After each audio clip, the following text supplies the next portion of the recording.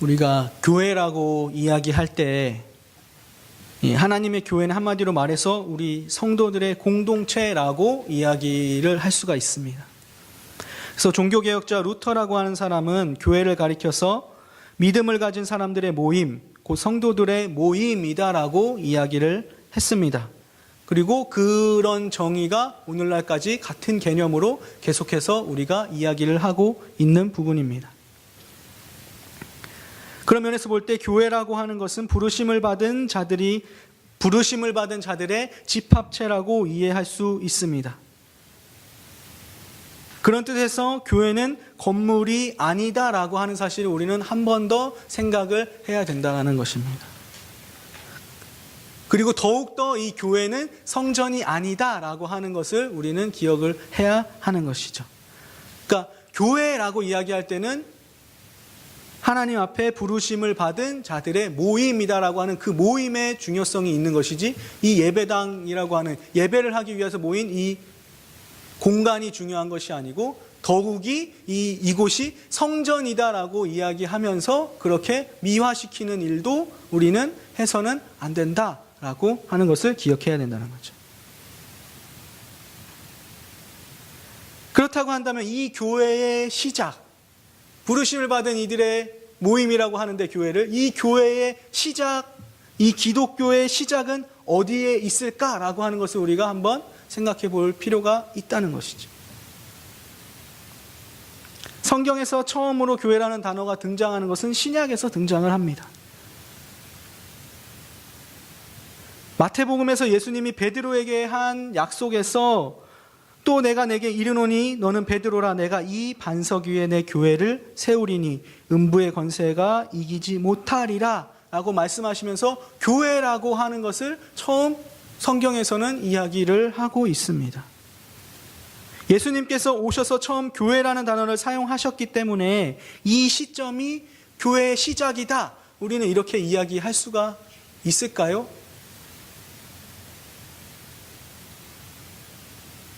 사람들은 흔히 이야기할 때 기독교를 이슬람교, 불교와 함께 세계의 3대 종교다라고 이야기를 합니다.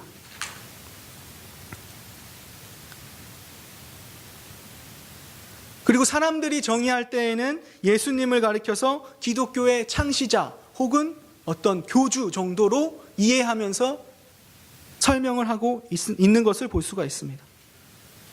또 어떤 사람들은 심지어 유대교의 한 종파, 유대교에서 떨어져 나온, 그래서 만든 종교, 이 정도로 설명을 하고 있다는 거죠.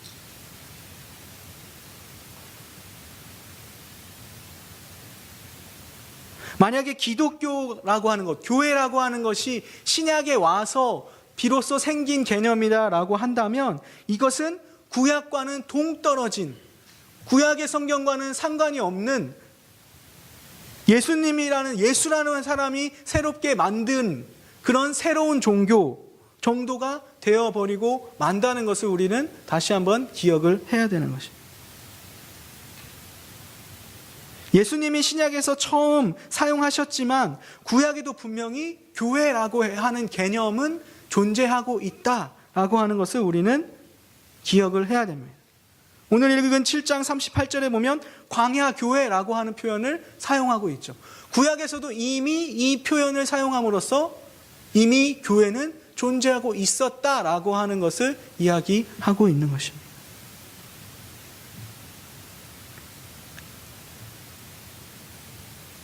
우리는 예수님을 그리스도로 믿는 신앙의 근거에서 기독교라는 단어를 사용을 했습니다. 이 기독이라고 하는 단어는 그리스도라는 단어를 음역을 한 거예요. 한자 음역을 한 거예요.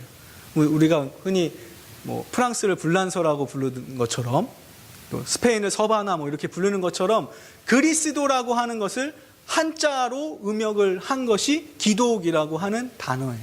기독교라고 하는 것이 그래서 그리스도교라고 하는 것을 한자씩 음역한 표현이 기독교라고 하는 표현이죠. 그래서 우리가 예수님을 그리스도로 하는 신앙의 근거에서 기독교라고 하는 단어를 우리가 사용을 하고 있는데, 그것도 우리들 스스로가 우리는 기독교야 라고 이야기한 것이 아니라 이방인들이 그렇게 이방에 있는 사람, 다른 사람들이 예수 믿는 사람들을 향해서 그리스도인이라고 불렀고 기독교, 그리스도교라고 부른 것에 시작해서 우리는 그것을 가지고 기독교라고 하는 어떤 전체성을 우리가 다시 한번 세워나가고 그렇게 고백을 하고 있다는 거죠. 그래서 그리스도인이라는 단어를 사용하게 되었다는 거죠. 그리고 그것이 우리를 표현하는 단어가 되었습니다. 그래서 우리는 예수를 그리스도로 고백한다는 그 사실 안에서 기독교의 출발점이 그리스도라고 하는 것이 분명한 사실입니다. 그러나 하나님의 전 역사의 관점에서 바라볼 때, 다시 말하면 구약의 역사와 신앙의 하나님의 인도하심을 계승한다라고 하는 그러한 관점에서 볼 때에는 예수님은 구약의 신앙과 신약의 신앙을 연결해주는 위치에 있다라고 하는 것을 우리는 생각해 볼 수가 있다는 거죠. 그러니까 예수님은 우리의 그리스도다, 우리를 구원하실 분이다, 메시아로서 오신 분이다 라고 하는 것을 믿는 신앙에서 예수님이 기독교의 시작점이신 것은 분명한 사실이지만 구약의 어떤 신앙과 신약의 신앙을 연결해주는 차원에서의 그 중간점에서 우리를 이끌어가고 계신 분, 그 위치에 계신 분이 예수 그리스도다라고 하는 것을 우리는 기억을 해야 된다는 거예요. 그런 관점에서 볼 때 예수 그리스도는 새로운 종교를 만들어내셔서 그렇게 설명을 해가시는 분이 아니라 끊임없이 구약에서 설명하고 있는 우리의 신앙들을 온전히 신약에 와서 또 동일하게 이끌어가고 계신 분이다라고 하는 것을 기억해야 된다는 거죠. 그렇기 때문에 신약에서는 우리의 종교, 우리가 믿는 것을, 우리가 믿는 이 종교를 기독교라고 이렇게 부르고 있지만 구약에서는 그러한 종교적인 이름이 없었어요. 그냥 그렇게 신앙생활에 온 거죠. 창조로부터 있었던 그 인류의 역사 가운데 존재했던 하나님을 믿는 그 신앙이 어떤 뭐다라고 하는 것이 없이 그냥 단순히 예수 그리스도를 그 믿는 신앙 안에서 이름도 없이 그냥 그렇게 신앙생활에 왔다는 거죠.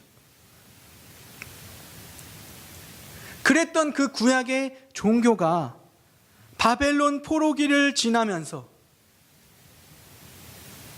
유대교화된 종교로 변질돼 가고 타락해 가고 있던 모습을 볼 수가 있다는 것입니다.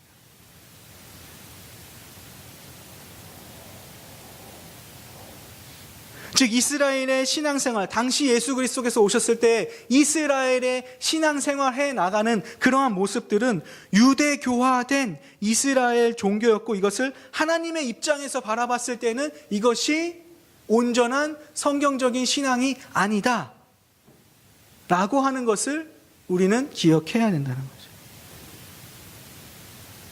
그러한 상황 속에서 예수님의 오심의 사건은 메시아로 오시는 사건인가 동시에 잘못되어진, 유대교화돼서 타락되어져 간 종교를 바로잡는 회복의 일을 감당하는 분으로 예수 그리스도께서 오셨다라고 하는 것이죠.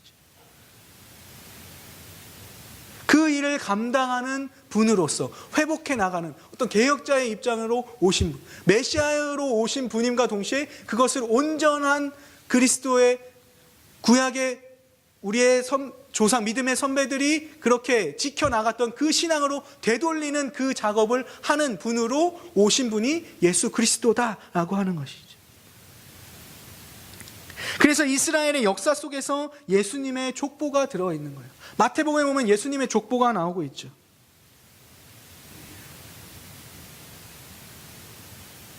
예수님이 기독교의 선지자이면서 동시에 구약의 신앙의 개혁자이신 것을 이야기하기 위해서 마태복음의 족보가 등장하는 것은 굉장히 우리의 신앙에 있어서 중요한 역할을 하고 있다는 거죠. 그래서 마태복음 신앙을 처음 시작하면서 그 족보가 등장함으로써 예수님이 어떤 위치에 있는지, 어떤 신앙의 계보를 회복해 나가고 있는지에 대해서 보여주고 있다는 거죠.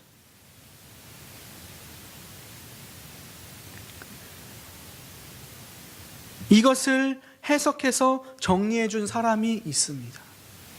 오늘 우리가 읽은 본문에 등장하는 스데반이라고 하는 사람이 바로 이 사람이죠. 우리는 단순하게 그냥 최초의 순교자 정도로 이해하고 있지만 이가 공회 앞에서 설명하고 있고 변론하고 있는, 자신을 변론하고 있는 그 모습을 바라보면 이 우리의 믿는 신앙이 어떤 것인가라고 하는 것을 잘 설명하고 있으면, 잘 해석해서 제시하고 있다라고 하는 것을 우리는 볼 수가 있다는 거죠. 스데반이 공회에 지금 잡혀 있습니다. 스데반의 제목은 모세와 및 하나님을 모독하는 말을 한 것으로, 그러한 제목으로 지금 잡혀 있는 상태에 있습니다. 성경에서는 어떤 말을 통해서 스데반이 그런 제목을 가지게 되었는지 자세한 내용은 이야기하고 있지는 않지만, 모세와 및 하나님을 모독하는 말을 한다고 하는 것을 미루어 보아서 스데반은 예수 그리스도의 구속 사역의 핵심을 깨닫고 성전이 예표하는 것이 예수 그리스도의 도래로 더 이상 구약적 의미의 성전이 필요하지 않다라고 하는 것, 당시에 믿고 있었던 성전은 어떤 신성화하고 절대화하는 그런 어떤 유대인들이 가지고 있었던 그러한 신앙이 잘못되어져 있다. 그 당시 사람들, 유대인들이 가지고 있었던 어떤 모세의 율법을 곡해하는 것들, 어떤 문자적으로 여러 가지 항목을 만들어서 율법이 가지고 있는 정확한 하나님의 뜻을 알지 못하고 문자대로만 지켜나가려는, 그러면서도 그것을 다 지켰다라고 얘기하는 유대인들의 어떤 그런 것들, 사상들을 이야기했기 때문에, 잘못되었다는 것을 이야기했기 때문에 그러한 부분에 있어서 모세의 율법을 또한 성전을 모독하는 일을 했다, 하나님의 성전을 모독하는 일을 했다라고 하는 죄목으로 아마 이 유대인들이 잡아들였던 것 같습니다.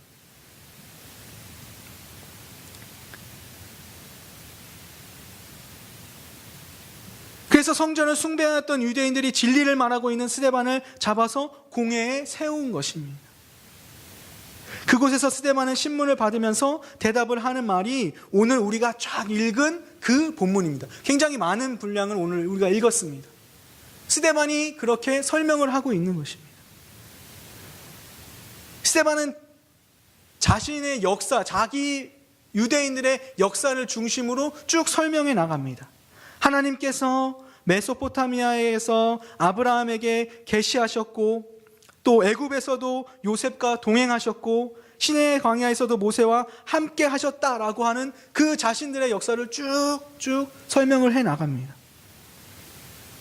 또한 스데반은 하나님께서 약속의 성취로 하나님을 아브라함에 약속하신 대로 요셉과 모세를 통하여 그 약속을 이루셨다라고 하는 것도 쫙 설명해 나가죠.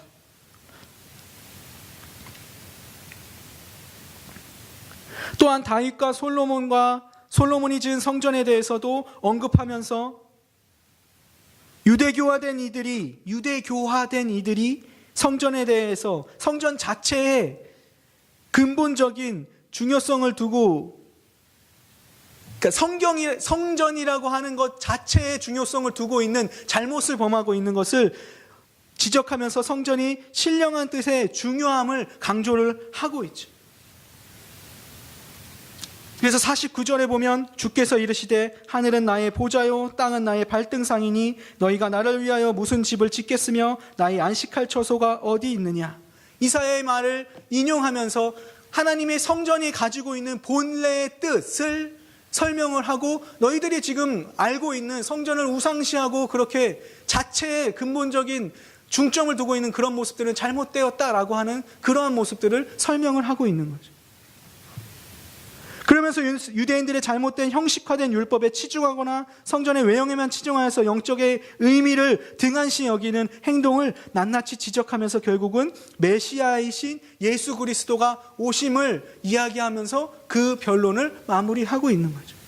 그애들의 역사를 쭉 이야기하면서 마지막에는 예수 그리스도로 끝맺음을 하고 있다는 것입니다. 결국 스데반은 이스라엘이 기독교가 무엇인지를 정리해주고 있는 것입니다.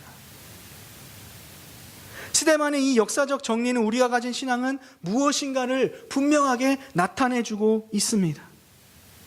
결국엔 유대교화된 종교는 잘못되었다라고 하는 것을 이야기하고 있는 것이죠.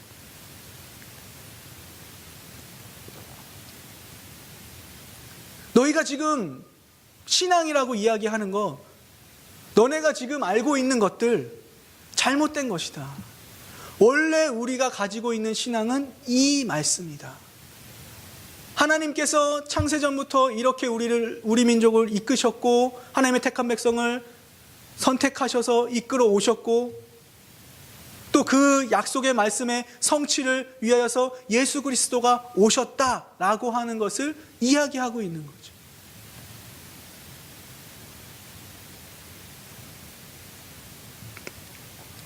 히브리서 11장에서도 같은 정리를 하고 있습니다.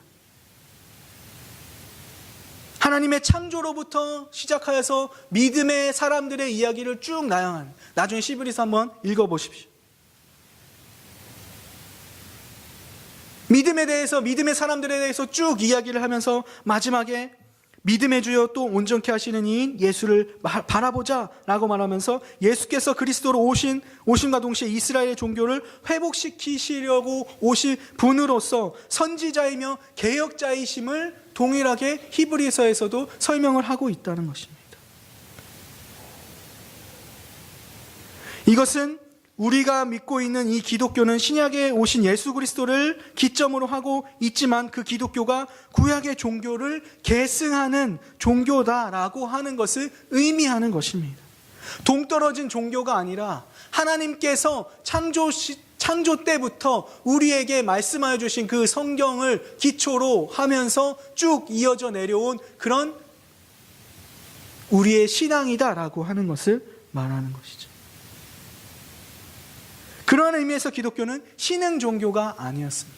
세상 사람들이 이야기하는 대로 유대교의 한 가지, 곁가지, 그 정도가 아니다라고 하는 것이죠. 이스라엘의 종교, 즉 하나님의 종교가 유대교화되는 과정에서 곁길로 나갔다고 한다면, 그것을 돌이켜서 하나님의 종교로 개혁하고 바르게 세워가는 역할을 하는 것, 그것이 예수 그리스도고, 예수 그리스도의 오심이 그 출발선이 되어진다라고 하는 것을 강조하고 있는 것입니다.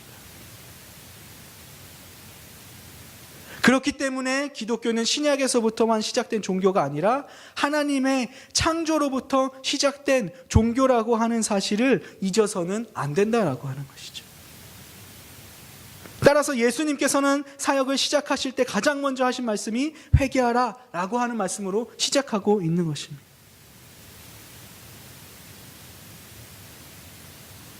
기독교는 창조로부터 시작된 종교다라고 하는 것을 우리는 기억해야 한다는 것이죠. 이따 성경 공부 시간에 사도신경을 하면서 전능하사 천지를 만드신 하나님을 내가 믿사오며, 그 부분에 대해서 우리가 살펴볼 것인데, 천지를 만드신 하나님, 창조주 하나님을 믿는 신앙 안에서 우리는 신앙한다는 거죠. 하나님께서 우리를 창조하신 그 목적이 어디에 있는가, 그 목적에 따라서 우리가 살아간다라고 하는 것이죠. 하나님께서 이 세상을 창조해놓고, 전능하신 하나님께서 이 세상을 창조해놓고 그냥 손 떼놓고 있는 분이 아니라 하나님께서는 우리의 아버지가 되시며 이 세상을 창조하시면서 우리가 하나님의 뜻대로 하나님의 영광을 돌리며 살아갈 수 있도록 만들어준 그런 전능하신 하나님이시며, 우리가 그 뜻을 온전히 감당해 나가며 이 세상을 살아가면서 그 하나님의 의가 드러내도록 적극적으로 개입하면서 살아가는 그 삶을 살아가는 모습이 그리스도인의 삶의 모습이다라고 하는 것이 천지를 만드신, 전능하사 천지를 만드신 하나님 아버지를 내가 믿습니다라고 하는 그 한 문장 속에 그것이 함축되어 있는 것이죠.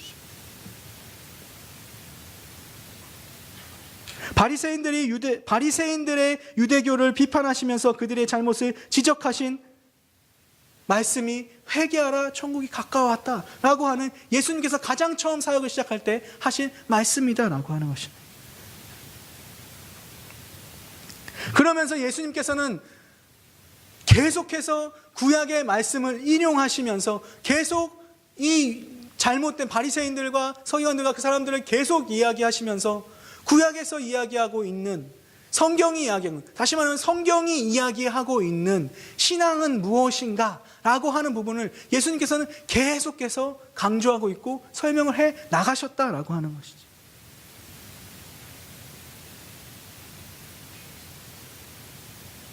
결국 기독교라고 하는 것은 창조로부터 시작되었고 구약의 역사 속에서 타락되어져 가는 종교를 신약에서 예수 그리스도를 통해 회복해 나가는 구약과 신약의 통일된 복음으로서의 신앙을 지켜나가는 그러한 신앙이다라고 하는 것을 강조하고 있다는 것입니다.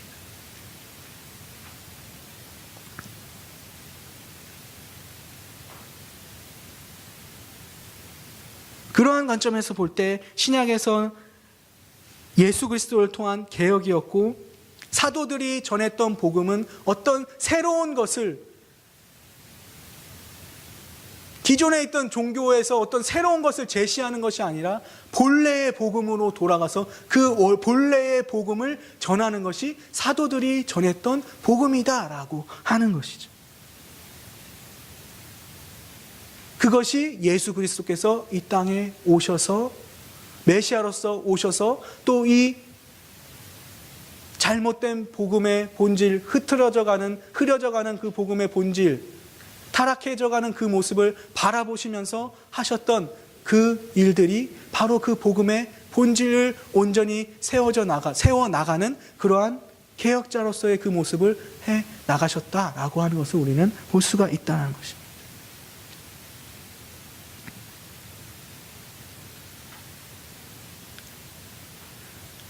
그 가운데에서 유대교화된, 물론 그러한 기초 가운데에서 예수 그리스도께서 오셨고 그러한 문화 가운데서 그 복음을 드러내신 거죠. 그 전까지 있던 어떤 작은 모양으로 감추어져 있었던 그것을 예수 그리스도께서 세워 나가신 것입니다. 종교개혁 당시에도 우리가 동일한 모습을 볼 수가 있죠. 교회가 타락해져 가고 로마 교회가 잘못된 복음을 가지고 가서 어려워가는 그런, 외면적으로 볼 때는 화려할 수 있고 외면적으로 볼 때는 정말 국가보다도 더 어떤 제국보다도 더 큰 어떤 그런 권력을 가지고 있는 종교로서의 그런 모습을 보이고 있지만 결국엔 타락해져 가는 그 교회의 모습이지 않았습니까? 로마 교회의 모습이. 그런데에서 비록 큰 목소리는 아니었지만 본래의 복음, 사도들이 전해준 본래의 복음을 간직하고 있는 그런 작은 것들을 계승시켜 나가고 간직해오고 나갔던 것들을 종교개혁에 이르러서 그것을 통해서 우리가 본래의 복음으로 돌아가려는 그러한 모습을 보였던 것이 종교개혁의 모습이었다는 것이죠. 모르는 사람들은 로마 교회는 구교, 종교개혁한 교회는 신교 이렇게 얘기하면서 어떻게 보면 새로운 종교, 예수님이 오셨을 때랑 비슷한 개념인 거죠.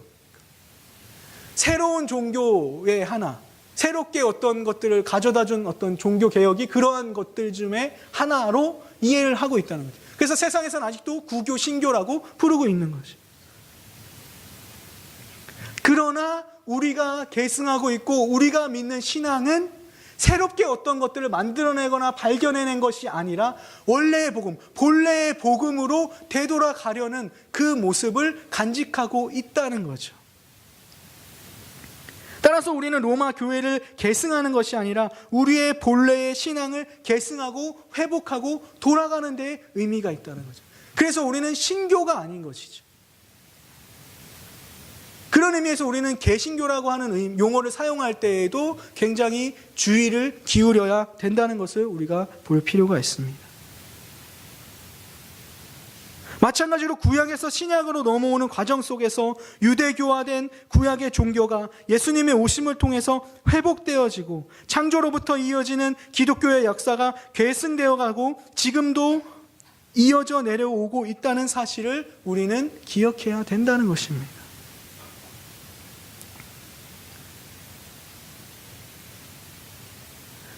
점점 더 타락해져가는 그 교회 가운데에서 예수 그리스도의 오심을 통해서 그것이 회복되어져 가고 그것을 스데반의 이 변증을 통해서 그 역사 가운데서 있는 그냥 단순하게 예수 그리스도가 오신 것이 아니라 그 창조로부터 있는 그 신앙의 역사 가운데서 예수님이 이 땅에 오셨다, 구속주로 오셨다라고 하는 것을 말하고 있다는 것입니다.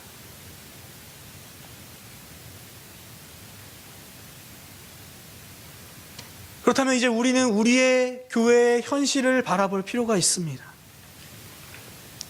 예수님 당시 바리새인들과 유대교화된 종교가 가졌던 잘못은 성경을 바르게 이해하지 못하고 성경을 숭배한다거나 율법을 잘못된 전통으로 변질시켜서 본래 의미와는 다르게 지켜나가고 있는 그러한 모습들, 또 그러면서도 자신들은 마치 나는 온전한 신앙을 하고 있는 것처럼, 나는 의인인 것처럼 이야기하고 있는 어떤 잘못된 성경관을 보여주는 것이 그 당시에 있던 것처럼 오늘날 우리의 교회의 현실 속에서도 그러한 모습들이 분명히 존재하고 있다는 것입니다. 한국교회의 만연한 모습들입니다. 성경을 바르게 이해하지 못하고 그저 자신들이 필요한 대로, 자신들이 원하는 대로, 자신들이 요구하는 대로 성경을 그저 이용만 할 뿐이죠. 자기의 편의에 편한 대로, 자기의 입맛에 좋은 대로 막무가내로 성경 말씀들을 가져다가 사용하면서 문란한 기독교를 만들고 있는 것이 오늘날 안타까운 교회의 현실이라고 하는 것이죠. 성경이 이야기하고 있는 본래의 모습은 그런 모습이 아닌데도 불구하고 마치 그것이 정말로 기독교의 모습인 것처럼 그렇게 이야기를 하고 있다는 것입니다. 그렇기 때문에 교회가 오늘날 많은 문제들을 가지고 있고 그 문제들을 통해서 또 여러 가지 다른 문제들을 가지고 오게 되는 그런 결과를 초래하게 되었다라고 하는 것이죠.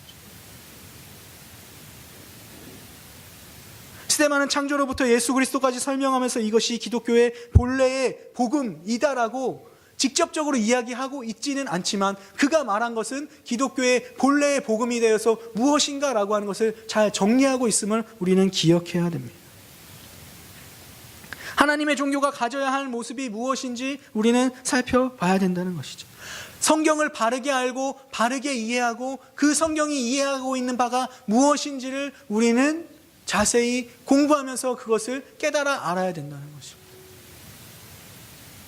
그래서 변질되어져 가고 문란해져 가고 혼탁해져 가는 그 기독교의 그런 안타까운 현실들을 바라보면서 그 가운데서 우리는 우리의 본래의 신앙을 온전히 지켜나가고 그것으로 돌아가도록 우리는 부단히도 애를 써야 된다는 것이죠. 그것이 우리의 신앙 가운데 있어야 된다는 것입니다. 그것을 위해서 예수 그리스도께서 오셨고 그것을 회복을 위한 사역을 감당하셨고 또 구속의 사역을 감당하시면서 부활하셨고 그것을 사도들에게 전하여 줬고 사도들은 그 본래의 신앙을 전파해 나가면서 그 역사가 지금 오늘날 우리 가운데 이어져 왔다는 것을 우리는 기억해야 된다는 거죠. 그냥 그렇게 아무런 도움 없이 그냥 무르르듯이 그냥 온 게 아니라 정말로 수많은 순교자들의 피와 땀방울 가운데서 그 말씀이 우리 가운데 왔다는 것을 우리는 기억해야 된다. 그들이 왜 그렇게 했는가?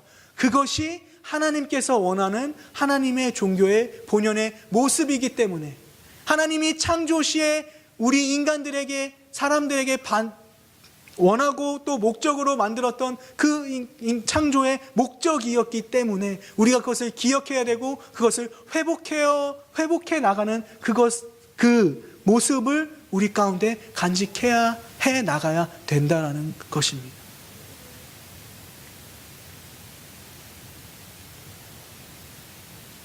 그래서 우리의 신앙은 창조로부터 내려온 신앙이고 그것을 계승해 나가고 지켜나가는 신앙이며 본래의 복음을 잘 회복하고 본래의 복음대로 우리가 돌아가려는 신앙이다라고 하는 것을 그것이 교회에 하나님께서 부름받은 하나님께서 불러내신 모임의 목적이고 모습이다라고 하는 것을 우리가 기억하면서 본래의 신앙으로 온전히 세워져 나갈 수 있는 우리의 모습이 있을 수 있기를 주님의 이름으로 부탁을 드립니다.